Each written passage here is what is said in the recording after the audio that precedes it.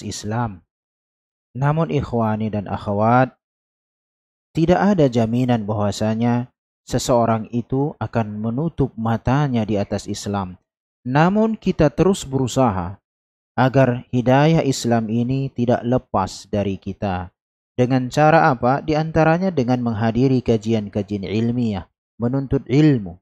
Salah satu sarannya majelis ilmu yang sekarang kita laksanakan. Dan ini bukan satu-satunya cara dalam menuntut ilmu. Intinya poinnya adalah menuntut ilmu. Sebagaimana sabda Nabi kita yang mulia alaihi salatu wassalam, talabul ilmi faridatun ala kulli muslim. Menuntut ilmu itu kewajiban atas setiap muslim. Terlebih-lebih yang kita bahas ini mungkin bahasa yang sering saya ucapkan dan banyak orang yang tak nyaman mendengarnya. Karena pembahasan ini akan mengenai sejumlah pihak, khususnya para da'i yang berdakwah tidak di atas al-ilmu, namun dia merasa yang dia sampaikan itu adalah al-ilmu. Ya? Begitu juga tatkala kita ingin menasihati tetangga kita, khususnya lagi lebih khusus lagi keluarga kita, itu harus ditegakkan di atas al-ilm. Karena nasihat bagian dari dakwah. Ya? Maka nasihat itu kalau berkaitan tentang amar ma'ruf nahi munkar, maka harus ditegakkan di atas al-ilmu. Terlebih-lebih ma'ruf yang paling tinggi adalah tauhid dan kemungkaran yang paling tinggi adalah kesyirikan. Salawat dan salam kepada Nabi kita yang mulia alaihi salatu wassalam, kepada keluarganya, kepada sahabat-sahabatnya, dan orang-orang yang mengikuti beliau dengan baik. Sekedar mengingatkan kita bersama di sini, Rasulullah itu pernah mewasiatkan kepada ahli bait beliau. Ahli bait agar kita memberikan hak-hak ahli bait kita yang mulia alaihi salatu wassalam. Tidak kita pungkiri bahwasanya ahli bait Nabi kita terus ada sampai hari ini. Dan kita harus memberikan hak-hak mereka, menghormati mereka, memuliakan mereka. Namun jangan lupa bahwasanya ahlu bait Nabi yang mulia alaihi salatu wassalam sebatas manusia, bukan Nabi. Kalau kita paham rumusan ini, Nabi sendiri pun itu mewasiatkan memberikan penghargaan, penghormatan kepada para ahli baitnya, bukan mengikuti mereka. Kalau berkaitan masalah mengikuti, maka berkaitan masalah dalil. Sehingga siapapun bisa kita tolak, kecuali Nabi tentunya alaihi salatu wassalam. Apabila bersesuaian dengan ajaran Islam, maka kita ikuti. Bukan karena pribadinya, tetapi kesesuaian ajaran Islam itu pada diri dia. Sehingga apabila pada dirinya ada penyimpangan dari syariat Islam, maka kita tolak. Karena syariat Islam ini tidak ada yang menyimpang. Individunya yang menyimpang. Jangan salah. Jangan terbalik dalam menyikapi ahli bait Nabi yang mulia alaihi salatu wassalam. Seakan-akan dia itu seorang nabi. Bukan. Ya, saya yakin antum paham ini, tetapi perlu disampaikan kepada orang lain yang mungkin nggak paham atau belum paham. Ahlu bait Nabi kita alaihi salatu wassalam bukan nabi. Maka dia tidak boleh berhak membuat syariat, menetapkan ajaran baru, menetapkan zikir begini dan begitu, menetapkan tata cara dalam peribadatan. Tak boleh, dia bukan nabi. Jangan diikuti. Kalau ada orang mengikutinya, nasihati. Dan inilah yang akan kita bahas. Bagaimana tahapan-tahapan berdakwah. Ya? Udah kita bahas sebagiannya ikhwan pada pertemuan kita terakhir ya. Berkaitan tentang dakwah seorang, artinya adalah berdakwah itu tidak mesti kita ini menjadi seorang yang ahli, ahli, mutabahiran fahiman fi jami'i abwabil ilmi, ahli, pakar dalam seluruh bab keilmuan. Tidak. Kalau kita mengetahui tentang bagaimana salat Nabi yang mulia alaihi salatu wasalam, layaklah keluarga kita, istri kita, anak kita mendapatkan ilmu itu. Layaklah teman kita mendapatkannya. Karena itulah, disitulah keberkahan. Kalau kita ditanya keberkahan, itu ada pada dua. Yaitu mengajak manusia kepada kebaikan dimanapun dia berada. Dan memberikan nasihat kepada orang lain tatkala orang lain berkumpul kepadanya. Itu seseorang yang berkah. Nah. Kemudian tatkala Rasulullah SAW mengatakan balighu anni walau ayah, sampaikanlah dariku meskipun satu ayat. Ini sering dipakai orang, tetapi penerapannya serampangan. Hadisnya sahih. Ya, hadisnya sahih. Tatkala sebelum dia berbicara, dia sering mengatakan sebagaimana Rasulullah mengatakan balighu anni walau ayah, sampaikanlah dariku meskipun satu ayat. Ingat, perkataan ini pertama sekali yang mendengarnya itu para sahabat. Dan para sahabat itu adalah orang-orang yang dididik Nabi yang mulia alaihi salatu wassalam. Sebagiannya adalah ulamanya umat ini, pembesar atau ketuanya para ulama sampai akhir zaman. Pemuka ulama para sahabat. Dan mereka berdakwah. Ingat tatkala Rasulullah sallallahu alaihi wasallam mengutus Muaz bin Jabal ke negeri Yaman. Innaka sata'ti qauman ahlil kitab falyakun awwala ma tad'uuhum ilaihi an yuwahhidallah. Wahai Muaz, engkau akan aku utus ke negeri Yaman. Maka yang pertama yang harus engkau dakwahi mereka agar mereka mentauhidkan Allah. Di sini ada persaksian dari Nabi kita bahwasanya Muaz bin Jabal mengerti konsep akidah. Seorang yang ahli tentang agamanya baru diutus jadi dai. Ada persaksian dari Nabi yang mulia alaihi salatu wasalam. Jadi tidak boleh kita membawakan hadis ini kemudian kita sampaikan kepada manusia yang tidak ada kaitannya dengan Islam kemudian disandarkan kepada Islam. Oleh karena itu dikatakan la yajuzu an tad'a bila ilmin abada. Tidak boleh bagi dirimu untuk berdakwah tanpa ilmu sama sekali. Tak boleh. Ya? Li'anna dzalika fihi khatarun. Karena tatkala kita berdakwah tanpa ilmu, di dalamnya ada bahaya, bukan pahala, tetapi bahaya. Khatarun alaika anta wa khatarun ala ghairika. Berbahaya atas dirimu, berbahaya juga atas orang lain yang engkau dakwahi. Mau bukti? Sudah pernah saya sampaikan dua hadis sahih, satu di era Bani Israel, satu di era Nabi yang mulia alaihi salatu wasalam. Ingat pembunuhan 100 jiwa. Preman. Tobat. 99 sudah korban. Tanya penduduk kampung. Saya mau tobat, keadaanku begini. Siapa yang bisa menunjukiku kepada jalan yang benar? Atau bagaimana caranya biar aku tobat? Ada. Engkau datangi di sana, ada seorang alim, kata penduduk.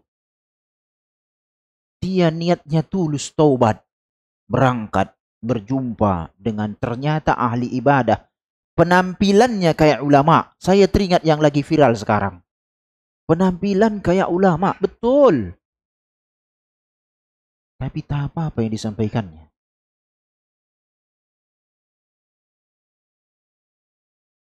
Dimodifikasinya ajaran Islam. Dibuatnya zikir-zikir baru. Tanyakan dalil, tak pernah kita lihat siapa yang meriwayatkan, gak disebutkan. Seakan-akan dia pula Nabi yang baru diutus. Dan didengarkan manusia. Jumpa. Ya Syekh, aku begini, begitu, begini, begitu. 99 sudah korban. Halimin taubah. Masih ada nggak taubat bagiku ini? Ini ahli ibadah penampilan ulama. Hah? 99 kau bunuh? Mau taubat ngomong gitu saja? La taubatalak. Nggak ada taubat bagimu. Besar kali dosamu. Ya tentunya digenapkanlah 100.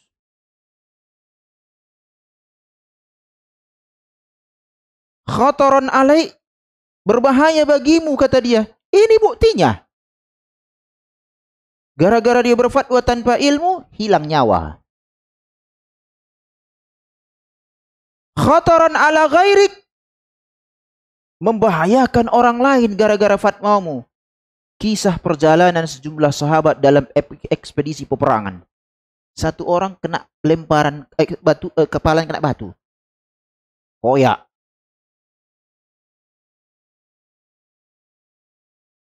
Malamnya Allah takdirkan mimpi basah.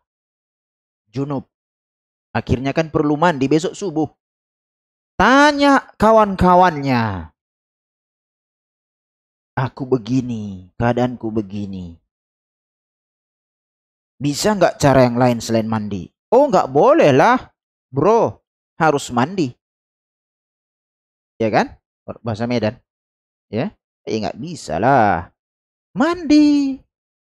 Nggak ada yang lain, nggak kuat aku ini. Nggak ada lah, mandilah. Mandi dia dan mati. Sampai berita kepada Nabi yang mulia alaihissalam dalam sebuah riwayat Abu Daud ini. Yang tadi riwayat Bukhari. Apa kata Nabi yang mulia alaihissalam? Qataluhu wa qatalahumullah. Mereka telah membunuh orang itu, semoga Allah membinasakan mereka semua karena berfatwa tanpa ilmu. Baru Nabi menjelaskan bolehnya tayamum dalam keadaan seperti itu. Yang tadi dia terbunuh gara-gara berfatwa tanpa ilmu, yang barusan orang lain pula terbunuh dibuatnya gara-gara berfatwa tanpa ilmu.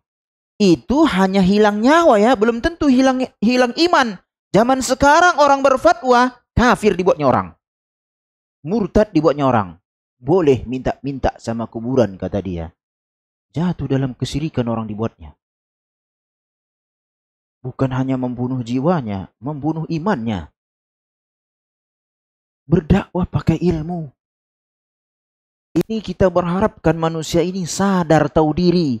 Apa enaknya dakwah ini? Saya tahu manusia hubus suhroh wa tasaddur. Itu memang manusia hubus suhroh wa tasaddur. Ingin tampil, ingin senantiasa dipuji, ingin populer. Manusia. Dia tidak ingin disaingi. Salah satu sifat manusia seperti itu. Saya tidak bicara masalah ekonomi ya. Bisa jadi kan dia ikhlas. Ya. Tapi sifat ingin tampil, ingin dilihat orang, ingin dipuji, yusaru ilaihil banan, diarahkan kepadanya jempol. Ini berbahaya.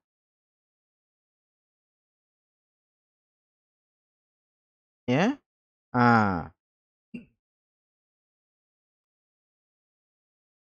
Oleh karena itu di sini tadi udah ada contoh ya, kemudian amma khatarahu alaika, tambah lagi. Tadi kan contoh bukan dia malah mati kan begitu, berfatwa tanpa ilmu mati. Tambah lagi di sini, bahaya kepadamu apabila engkau berdakwah tanpa ilmu, bahwasanya Allah mengharamkan atas dirimu engkau berbicara tanpa ilmu. Allah haramkan. Yang mengharamkan langsung Allah. Allah mengatakan qul innama dalam surat Al-A'raf 33. Qul innama harrama rabbiyal fawahisha ma dhahara minha wa ma batan. Katakanlah sesungguhnya Rabbku telah mengharamkan hal-hal yang keji, yang nampak dan yang tersembunyi. Wal is, begitu juga dosa. Wal baghya bi ghairil haqq. Perbuatan zalim atau mengambil hak orang lain tanpa hak. Wa an tusyriku billahi ma lam yunazzil bihi sultana, dan engkau mensekutukan Allah dengan sesuatu yang Allah turunkan kepadamu hujjah, bukti bahwasanya hal seperti itu diperbolehkan. Wa antaqulu 'alallahi ma la ta'lamun. Ya, dan engkau berkata atas nama Allah sedang engkau tidak mengetahuinya. Makanya dusta terbesar itu adalah dusta atas nama agama. Innal kadhiba yahdi ilal fujur wa innal fujura yahdi ilan nar. Sesungguhnya dusta itu akan membawa kepada perkara kemaksiatan dan kemaksiatan mengantarkan kepada neraka. Dusta apa yang lebih besar dari dusta terhadap agama? Dusta dalam urusan dunia itu ujung-ujungnya mungkin nyawa atau penjara atau paling tidak ya nggak ada masalah-masalah. Orang berdusta semua banyak, aku lihat medsos.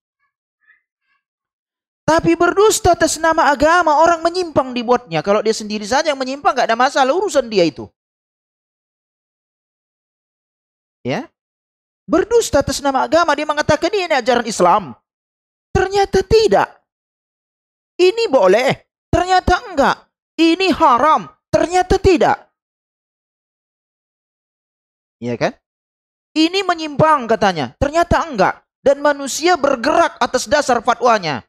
Wahabi menyimpang, Salafi menyimpang, segala macam. Kan orang ngomong seperti itu kan gitu. Dah, orang bergerak atas nama pembicaraan dia. Sedangkan tak ada bukti valid bagi dia, ini penyimpangan. Ini kedustaan besar. Ya? Wala taqfu ma laysa laka bihi ilm, kata Allah di dalam surat Al-Isra 36. Jangan engkau mengikuti sesuatu yang engkau tidak memiliki ilmu padanya. Makanya dalam masalah peribadatan pun kita diam dulu sampai tahu kita dalilnya. Setelah kita tahu dalilnya, kita tahu cara pengamalan dalil. Begini dulu diterapkan dalilnya oleh para sahabat. Barulah kita laksanakan. Sekarang nggak ada dalil itu.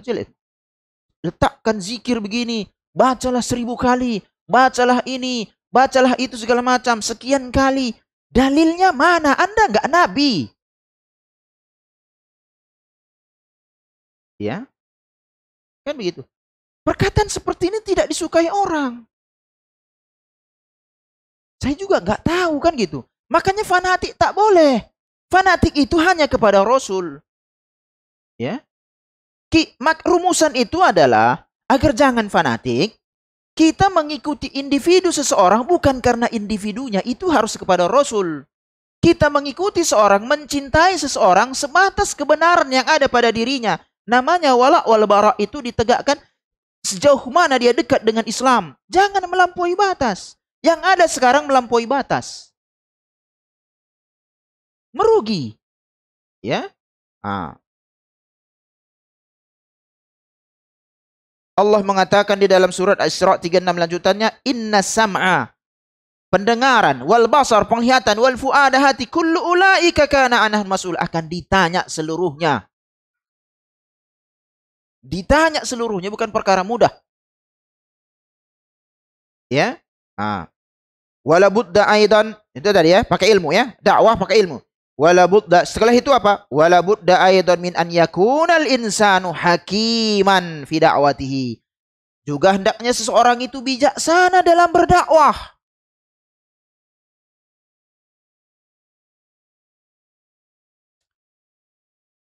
Menyampaikan ilmu tidak sama dengan penerapannya di lapangan. Antum bisa saja melihat saya berteriak-teriak dalam menyampaikan ilmu. Tidak dalam keadaan ngajar, tidak dalam muhadarah. Tapi penerapannya di lapangan enggak seperti ini. Enggak. Namanya fikih dakwah. Maka seorang da'i, dia harus belajar fikih dakwah.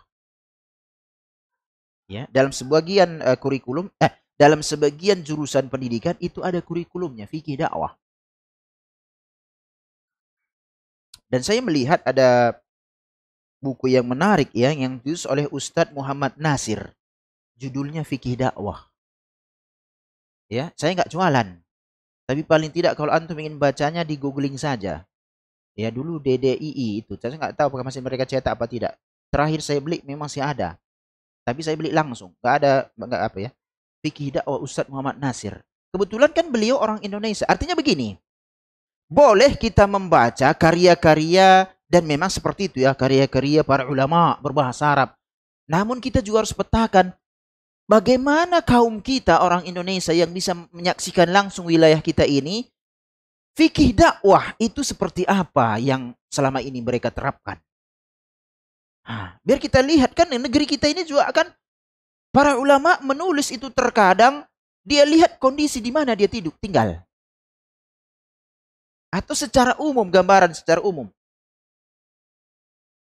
Ya, dalam penerapan hal-hal yang mungkin sifatnya kecil, yang sudah halus, global bisa lah. Halus itu harus kita lihat bagaimana kondisi negeri kita ini. Ya,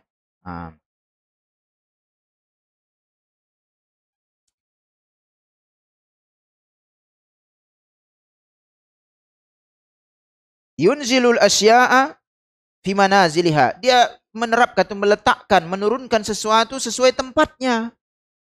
Ya, tidak mesti semua yang kita ketahui kita sampaikan ke masyarakat. Enggak.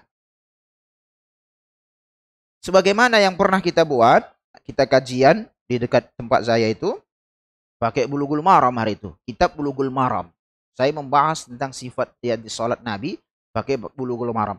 Kenapa Bulughul Maram? Itu kitabnya Imam Ibnu Hajar Al-Asqalani mazhab Syafi'i.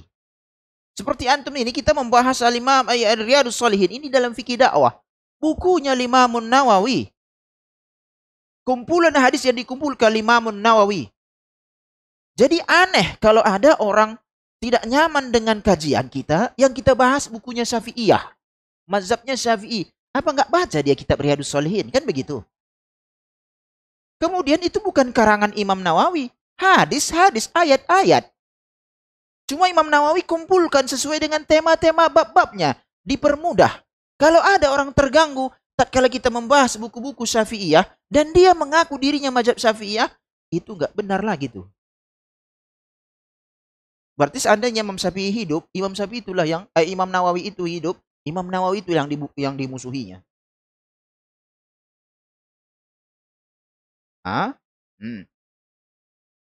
Saya tidak langsung membacakan Bismillahirrahmanirrahim secara sir. Di saat saya melihat orang yang di belakang saya ini pun tak tahu. Nanti dikiranya saya nggak baca Bismillah. Belum apa-apa bubar terus. Ini nggak hikmah. Sampai kita jelaskan begini, begitu segala macam. Ada hadisnya tentang sir. Ada hadisnya yang enggak. Kemudian begini pendapat para ulama. Dan inilah yang saya pilih. Kemudian jika kelak saya menerapkannya, antum jangan bingung. Sudah kita bahas. Oke. Nah, jadi udah paham orang.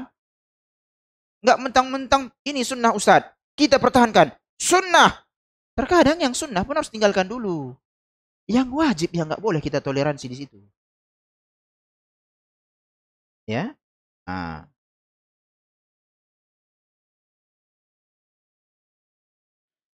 Wa yada'uha fi mawadi'iha fayad'ul insanul al-muqbila ila Allah azza wa jal bima yunasibu. Seseorang itu menyeru berdakwah kepada manusia yang datang kepada Allah dengan apa yang cocok baginya.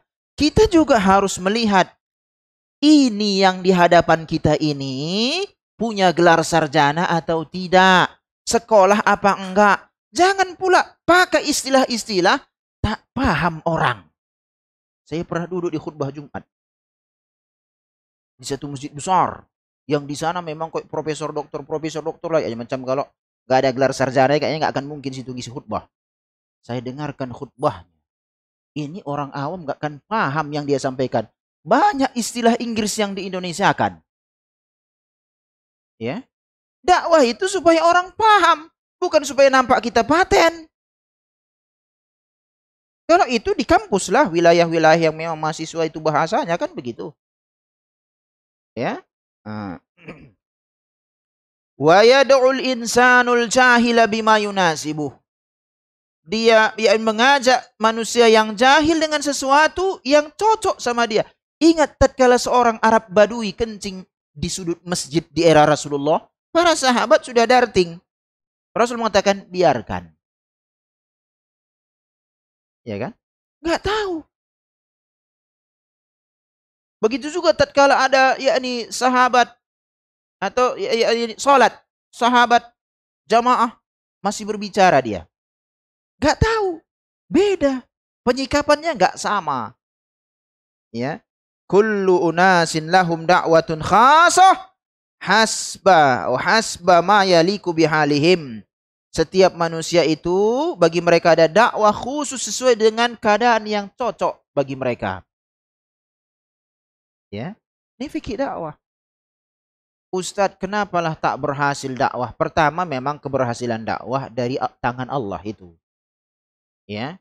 Yang kedua, kita juga harus ambil sebab. Ambil sebab itu begini. Kita tinggal di mana sekarang? Ada orang ngeluh sama saya. Dai-dai kami tarik. Kenapa? Tak berhasil.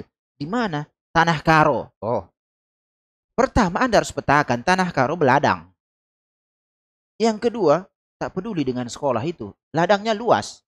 Lebih paten rasanya dapat duit daripada ujung-ujungnya ke ladang juga. Dah. Yang ketiga, umumnya pun bahasa Indonesianya kurang lancar.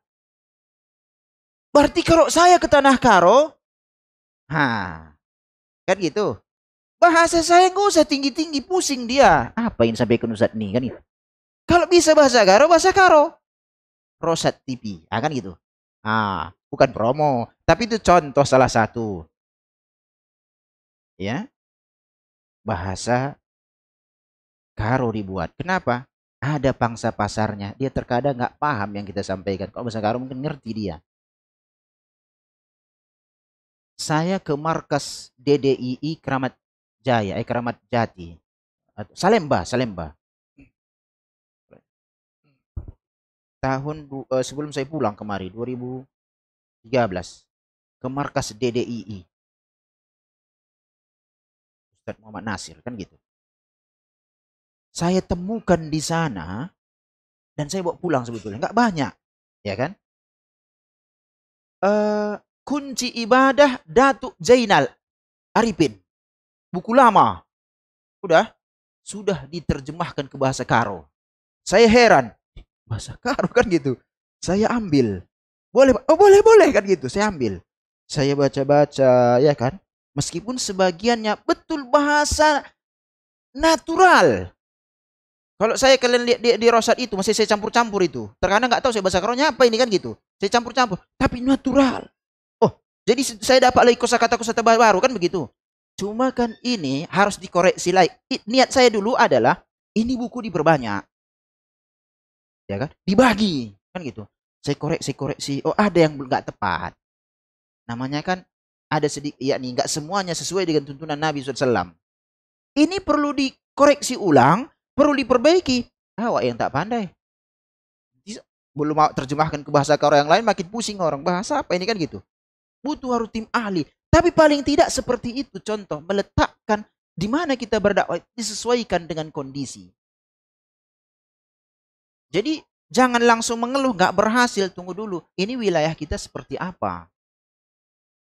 Makanya saya sering nanya, kalau di tempat baru saya diminta datang, Ustadz, ngisi ini ya, begini. Saya tanya, ini orangnya seperti apa? Kemudian sudah pernah ada masuk ngaji atau belum? Itu penting agar kita tahu apa yang mau disampaikan, dengan bahasa apa yang mau kita pakai. Ya. Kalau dia orang awam, ya kita semua orang awam, tapi tingkat keawaman orang kan beda-beda. Ya tentu harus kita melihat hal yang sederhana. Mengajak dia dulu cinta kepada Islam ini. Jangan langsung beginilah sunnah, begini kesyirikan, pokoknya bid'ah, semua kafir kan gitu, bubar orang. Ya. Wa dalilu hadza anna Rasulullah sallallahu alaihi wasallam lamma ba'atha Mu'adzan ila al-Yaman qala lahu innaka ta'ti qauman ahlil kitab. Bukti petunjuk bahwasanya dakwah itu harus melihat keadaan seseorang. Tatkala Rasulullah mengutus Mu'adz bin Jabal, itu pengutusan Mu'adz bin Jabal ke Yaman itu gak lama kemudian Rasulullah wafat.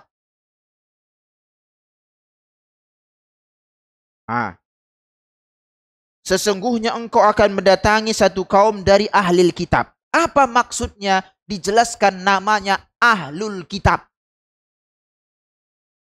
Di sini Rasulullah menjelaskan keadaan yang akan didatangi Muaz bin Jabal agar dia bersiap-siap menghadapi mereka dan meletakkan posisi mereka pada tempatnya bagaimana berdakwah di Yaman itu. Karena ahlul kitab ini tatkala terjadi diskusi nanti dengan mereka, ahlul kitab punya ilmu. Yahudi dan Nasrani punya ilmu dia. Ya. Yang ini tidak ada di selainnya. Lihat Ahmad Didat berdialog dengan para pendeta. Lihat Zakir Naik berdialog dengan pendeta. Atau Ustadz Samsul Ari bin Nababan. Tatkala dia sudah masuk Islam, dia bagaimana berdialog dengan pendeta. Itu pakai ilmu. Ahlul kitab itu pakainya ilmunya. Yahudi apalagi. Dia tahu Rasulullah itu seorang nabi, tapi diingkari. Pakai ilmu. Agar mempersiapkan diri dengan baik. Berdakwah itu mempersiapkan diri dengan baik. Baca lagi apa yang akan mau saya sampaikan nanti di Arido. Baca lagi. Kan begitu. Nggak cukup tanya lagi Tuan Google. Nggak jelas ini referensi mana. Buka lagi. Bahkan untuk mengajar lagi balik. Mengajar anak-anak itu. Bukan nggak ngerti. Orang kita yang buat kurikulumnya. Tahulah kita isinya. Tapi ada persiapan ulang. Mana tahu ada murid cerdas nanya. Dia nggak kepikiran kita pula ya kan. Oh iya juga kan gitu. Ya, bukan asal datang sampai halaman mana kita tadi kan gitu kan. Tak ada persiapan kan. Bukan kita mengingkari keilmuan seseorang, tapi nampak harus ada persiapan. Para ulama itu ada persiapan, muhadharah dia persiapan. Ya.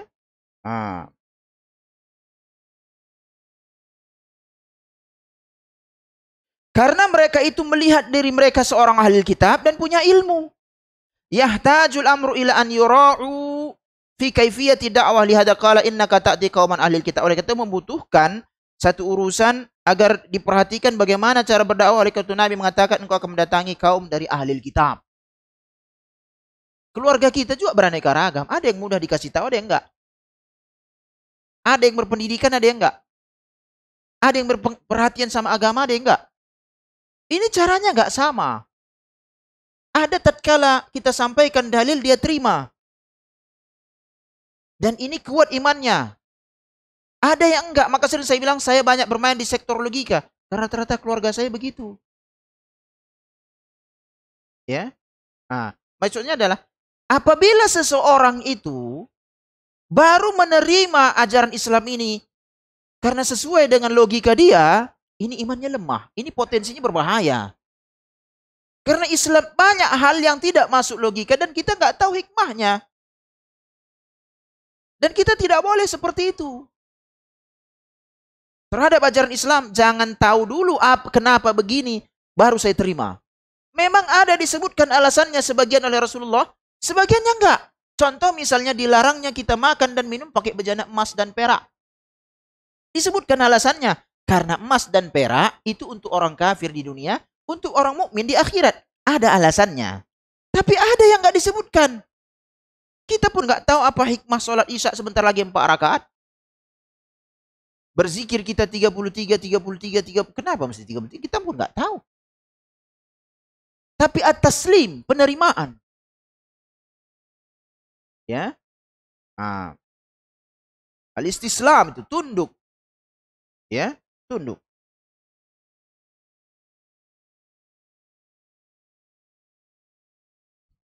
Ya. Nah, jadi ada beberapa contoh.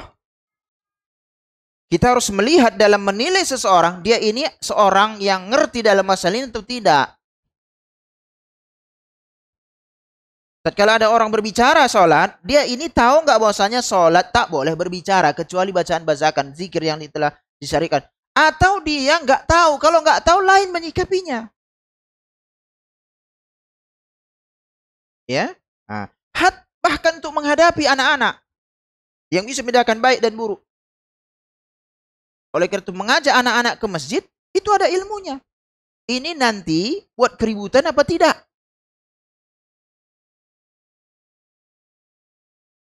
Mengganggu shaf atau tidak? Ya.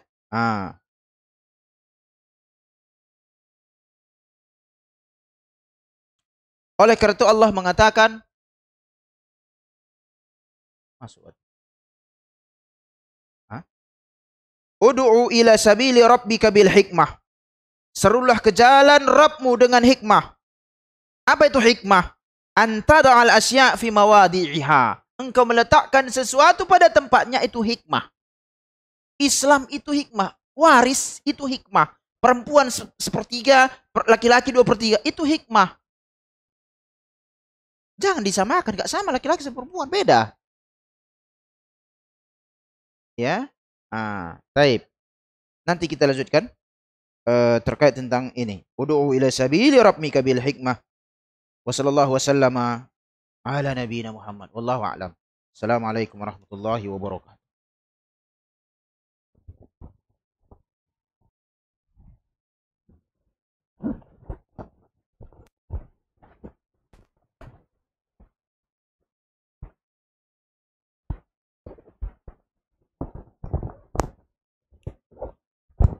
Assalamualaikum warahmatullahi wabarakatuh. Alhamdulillah hamdan katsiran thayyiban mubarakan fih kama yuhibbu rabbuna wa yarda. Ashhadu an la ilaha illallah wahdahu la syarika lah wa ashhadu anna Muhammadan abduhu wa rasuluh. Ya ayyuhalladzina amanu taqullaha haqqa tuqatih wa la tamutunna illa wa antum muslimun. Ikhwani dan akhwat rahimani wa rahimakumullah, semoga Allah Subhanahu wa taala memasukkan kita di dalam sabda Nabi kita yang mulia alaihi salatu wassalam, man yuridillahu bihi khairan yufaqihu fid din. Barang siapa yang Allah inginkan kebaikan untuk dirinya, untuk diri orang tersebut, Allah akan pahamkan dia dalam urusan agamanya. Sebagaimana kita tentu berharap semoga Allah Subhanahu wa taala menggabungkan kita di dalam sabda Nabi kita yang mulia alaihi salatu wassalam, man salaka tariqan yaltamisu fihi ilman sahalallahu lahu bihi tariqan ilal jannah.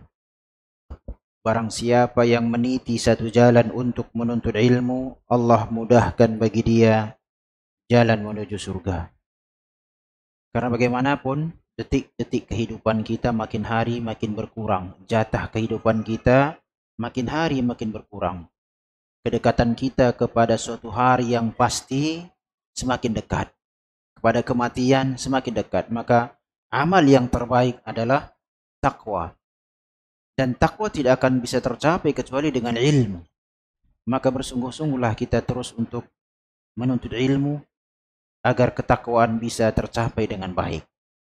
Allah mengatakan, ikhwani dan akhwati, ud'u ila sabili rabbika bil hikmah. Serulah ke jalan Rabbmu dengan bijaksana, hikmah. Hikmah itu adalah meletakkan sesuatu pada tempatnya, itu hikmah. Ya. Fala tukhatibun nas. Janganlah engkau berbicara kepada manusia dengan satu model pembicaraan.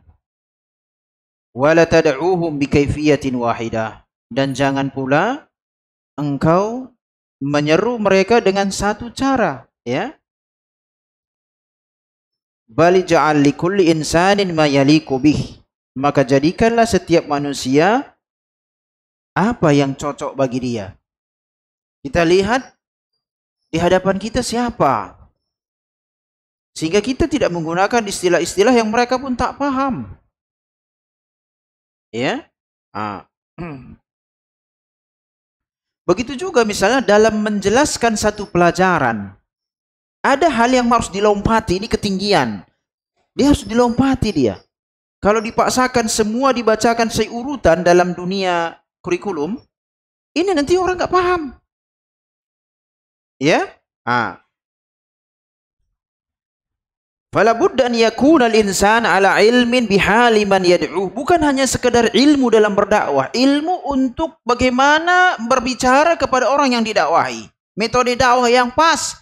Tetapi tidak boleh menyelisihi syariat. Ada orang dengan musik, ada orang dengan hanya yakni hal-hal yang sifatnya nasihat terus. Nasihat dalam artian yakni jauh dari tuntunan yakni penjelasan kepada kemurnian Islam. Maka saya bilang, kalau ditanya, lihatlah mereka. Mungkin ada orang ngomong begitu ya. Dakwah kalian dakwah apa ini sehingga manusia jauh? Lihatlah itu, dia datang jauh-jauh dari negeri sana ke Indonesia, murah senyum, misalkan, dakwahnya diterima masyarakat, kan begitu. Pertanyaan bukan itu. Tanya dulu yang didakwahkannya apa. Coba dia bicara kesyirikan, besok udah pergi kalian semua, bahasa Medan, pergi kalian semua. Iya kan? Dia berbicara bid'ah, nggak kena ada orang suka. Ya dakwah pasti akan ada pro kontranya. Hatta Rasulullah ada yang menerima dakwah langsung, ada yang enggak. Harus sampai hijrah. Kalau kita mengikuti selera masyarakat saja, ikuti saja selera masyarakat. Suatu saat kita juga akan dibenci masyarakat.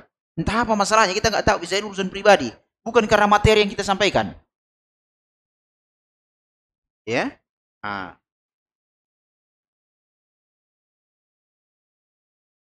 Karena mad'u itu banyak tipenya. Bisa jadi dia jahil, tak ngerti apa-apa. Tingkat kejahilannya pun harus dilihat bagaimana, kan gitu. Bisa jadi dia memang orangnya keras kepala. Ya. Atau dia itu umumnya menerima kebenaran. Hanya saja salah pula yang dia dapatkan. Dan ini banyak. Umumnya masyarakat kita mau menerima kebenaran, cuma salah yang dia dapat. Ya. Maka setiap manusia harus kita berikan cara yang cocok kepadanya berbicara. Ya, tatkala Allah mengatakan ud'u ila sabili rabbika bil hikmati wal mau'izatil hasanah wajadilhum billati hiya ahsan. Serulah kepada jalan Allah dengan hikmah dan nasihat yang baik, dan berdiskusilah dengan mereka dengan cara yang baik. Di sini dikatakan sabilu rabbik. Sabil rabbik. Apa yang dimaksud dengan sabilullah? Jalan Allah. Huwa dinuhu wa syari'atuhu allati saraha Allah li'ibadih. Jalan Allah di dalam ayat ini, ud'u ila sabili rabbika bil hikmati wal mu'idah. Yang dimaksud dengan jalan Allah, serulah ke jalan Allah. Apa maksudnya? Serulah ke agama Allah. Serulah manusia ke syariat Allah. Maka tatkala kita berdakwah, pastikan ini syariat Allah. Karena bisa jadi orang awam, dia nggak tanya dalil. Ini yang sering saya sampaikan bahwasanya, orang awam umumnya tidak akan menanya dalil. Yang penting bagi dia ini boleh apa enggak. Kalau masalah dalil itu bangku sekolah atau para ahli ilmu. Maka seru, pastikan bahwasanya kita berdakwah itu memang ajaran Islam. Allah yang mengatakan langsung ini. Berdakwah itu ke jalan Allah. Apa maksud jalan Allah? Ke agama Allah, ke syariat Allah. Sekarang kalau ada orang berdakwah tidak ke agama Allah, tidak ke syariat Allah, itu enggak dakwah namanya, merusak agama Allah. Dan ini banyak di era sekarang. Orang berdakwah enggak ke jalan Allah. Anggaplah bukan untuk pribadinya. Dia berdakwah, tetapi yang dia sampaikan tidak ada kaitannya dengan Islam. Atau dia sampaikan itu hal-hal yang malah merusak Islam. Dan manusia hidup di atas itu. Ya. Sama dengan sekarang yang lagi viral, saya bilang. Luar biasa. Entah apa disebutkan, berzikir sekian kali, maka engkau akan begini. Maka sebutkanlah ini 100 kali. Baca lain sekian. Angkanya itu dia datangkan dari mana angka itu? Kalau kita ditanya dari mana angka 33 tadi, subhanallah, alhamdulillah, Allah Akbar, 33. Kita datangkan dalilnya, nih angkanya. Rasulullah yang mengatakan. Kenapa itu pun kita nggak tahu. Pokoknya sami'na wa ta'na. Itu Muslim. Kami dengar, kami taat, kami amalkan. Sekarang tatkala datangkan, baca ini 100 kali. Baca ini 100 sekian. Baca ini 1000 kali. Angkanya ini datangnya dari mana? Kan Allah mengatakan, serulah manusia ke jalan Allah. Ke syariat Allah. Ini syariat Allah apa enggak? Kan begitu dia. Kalau dia mengatakan iya, tanya dalilnya.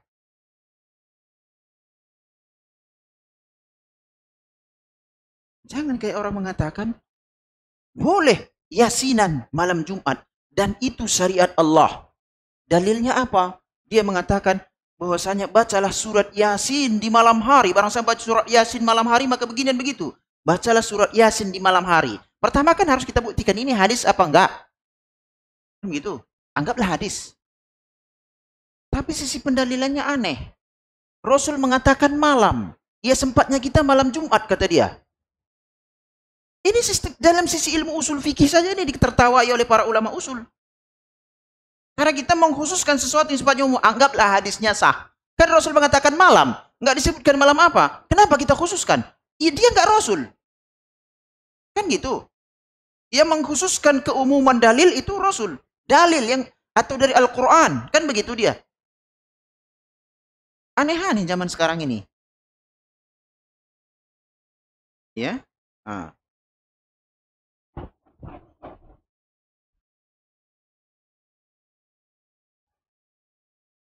Sabilullah. Penyandaran kata jalan kepada Allah itu ada dua sebab.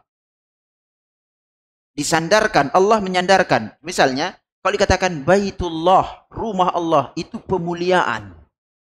Kalau sesuatu zat disandarkan kepada Allah, saya tidak ingin bahas asma wa sifat. Secara umum saja, zat yang berdiri sendiri seperti rumah. Apabila disandarkan kepada Allah, Baitullah, itulah Ka'bah kan itu. Baitullah menunjukkan mulianya sesuatu yang disandarkan kepada Allah. Maka Ka'bah begitu mulia. Disandarkan kepada Allah. Begitu juga ini, Sabilullah, jalan Allah. Berarti ini jalan yang sangat mulia. Disandarkan kepada Allah, apa maksudnya? Ada dua. Yang pertama, annahu huwallazi wada'aha azza wa jalla lil ibad wa dallahum 'alaiha. Jalan ini Allah sendiri yang buat, Allah sendiri yang menentukan, Allah sendiri yang tetapkan untuk hambanya. Berarti nggak boleh seseorang membuat jalan menuju Allah kecuali kalau ada keterangan dari Allah. Makanya jalan kita kepada Allah melalui Rasulullah.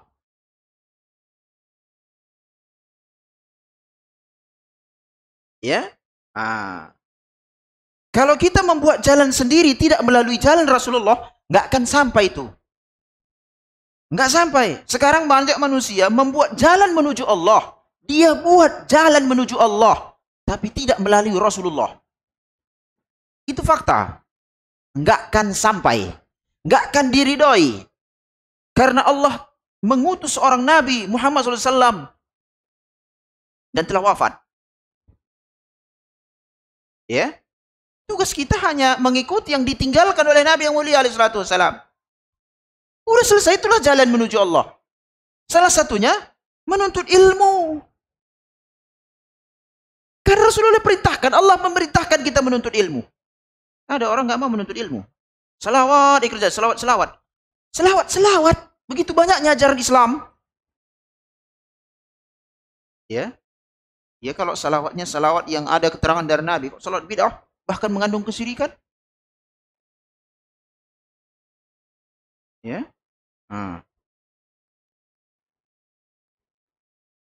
Jangan kita bermudah, artinya ada sering baca itu. Yakni barang siapa yang ini berselawatlah, kita memperbanyak berselawat kepada Rasulullah supaya kita mendapatkan syafaat, kata dia, kan begitu. Oke lah, kita terima perkataan seperti ini. Jadalan. Ya? Kalau seperti itu mudah kali lah ini, nggak perlu kita belajar. Selawat aja kita udah. Para sahabat ini nggak perlu menuntut ilmu, mencari hadis, menetapkan keterangan. Para tabiin nggak perlu dia. Imam Syafi'i keliling-keliling. Imam Syafi'i kan katanya kita mazhabnya mazhab Syafi'i ini. Imam Syafi'i dari Palestina pindah ke Mekah, dari Mekah ke Madinah, dari Madinah ke Yaman, baru ke Baghdad, dari Baghdad ke Mesir. Di Mesir wafatnya. Menuntut ilmu. Itu satu. Yang kedua, kenapa disandarkan kepada Allah sabil? Annaha musilah ilaihi. Fala syai'a, dan dijelaskan, fala syai'a yusilu ila Allah illa sabilullah allati syaraha lil ibadah li ibadihi ala alsinati Rasulillah sallallahu alaihi wasallam. Bahwasanya jalan Allah inilah yang akan mengantarkan kita kepada Allah. Tadi yang adalah jalan itu Allah yang buat. Yang kedua, jalan inilah yang mengantarkan kita kepada Allah. Dan tidak akan ada sesuatu pun yang mengantarkan kita kepada Allah kecuali melalui jalan Allah yang telah disyariatkannya kepada hambanya melalui lidah nabinya. Kita nggak tahu cara sholat sampai dijelaskan Nabi. Kesyirikan dijelaskan secara tuntas. Mudah. Alangkah mudahnya Islam ini. Kita nggak suruh berkreasi kan begitu. Ya. Kalau urusan dunia, ya, urusan dunia, ya. Urusan dunia ini kalau ditetapkan tata caranya nggak perlu lagi pelatihan. Orang itu aja kok ngapain lagi pelatihan? Akan ada udah begini saya begini saya laksanakan udah selesai kan. Kita udah tahu gini aja udah selesai, udah gitu aja. Nggak perlu kita berpikir, nggak capek kita berpikir. Itu urusan dunia. Misalnya lah seperti itu. Kalau urusan dunia kan harus berpikir kita. Ini agama kita nggak disuruh lagi menciptakan, memikirkan gimana beribadah kepada, bagaimana cara beribadah kepada Allah. Bentuknya seperti apa? Nggak disuruh kita memikirkannya. Tinggal ikuti saja. Masuk surga insya Allah. Sebagaimana yang dilakukan para sahabat. Itu pun tak bisa. Ya.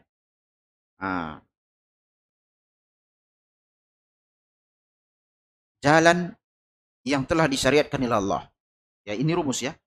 Ud'u ila sabili rabbik. Serulah kepada jalan Rabbmu. Jalan Rabbmu adalah agama, syariat Allah. Allah sendiri yang menetapkan. Kemudian ini adalah satu-satunya jalan yang akan mengantarkan kita kepada Allah. Di mana kita melihat Allah? Di surga. Nanti ada di mahsyar memang. Tapi kita nggak di surga. Jalan kepada Allah. Nikmat terbesar melihat Allah tabaraka wa taala.